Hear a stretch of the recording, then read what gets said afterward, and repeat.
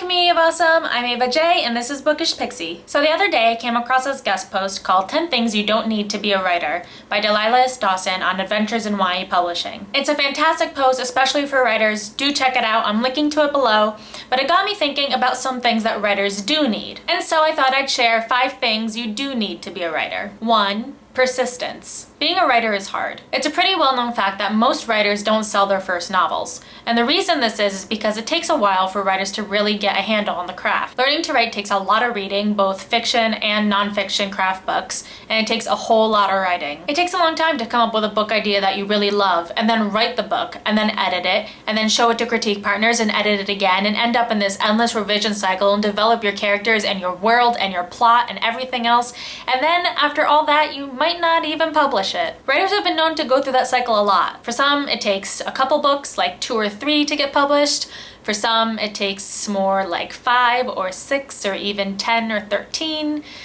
It depends. Writers go through a lot of rejection in all stages, and it can be really easy to give up if this isn't what you truly want to do. So persistence is absolutely key for writers. 2. Support. Where your support comes from really depends on the person. If you're lucky, you'll have a really supportive family, which is absolutely great and really helpful for writers. But sadly, that's not always the case. The good news is even writers who don't have support at home can find a lot of it online. The online writer community is absolutely incredible. I've met so many wonderful writers, both online and in person, who are really just supportive, great people. Support may not seem like a big deal, but because writers deal with so much rejection, it really helps to have someone who understands what you're going through and help you through it. As a bonus, a lot of those great writers you read online can turn out to be pretty great critique partners and beta readers. 3. Patience.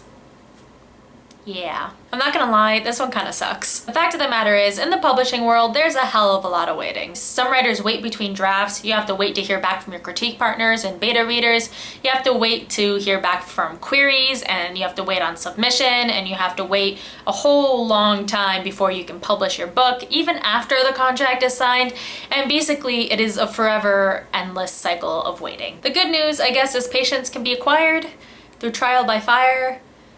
Yeah, basically there's no escaping it. Writers need to be patient. 4. A professional attitude. It may not seem like it, especially when you're on the outside, but the publishing world is a pretty small world. Especially when you're online or interacting with someone from the publishing world, you really need to be on your best polite professional behavior. Now that doesn't mean you have to be boring. What it does mean is you want to hold yourself professionally online, which means not being rude and not being abrasive and not burning your bridges and basically be nice. Be professional when you're talking to professionals and really when you're online in general, and as long as you're not a jerk, you'll probably be fine. But the thing is, what you say online, you can't really erase ever. And the fact of the matter is, especially if you're looking to get traditionally published, agents and editors do look you up when they're interested in your work. Not only that, but there are readers out there who check out writers online, and if they don't like the way they're behaving, they don't buy their work. Just be a professional, okay? 5. A love of storytelling. This one mostly applies to fiction writers, but it can also apply to nonfiction writers depending on what you're writing. The point is, writing books is a lot of hard work, but the core of it is telling stories. It doesn't matter what kind of story it is, whether it's romance or sci-fi or fantasy or thrillers or mysteries or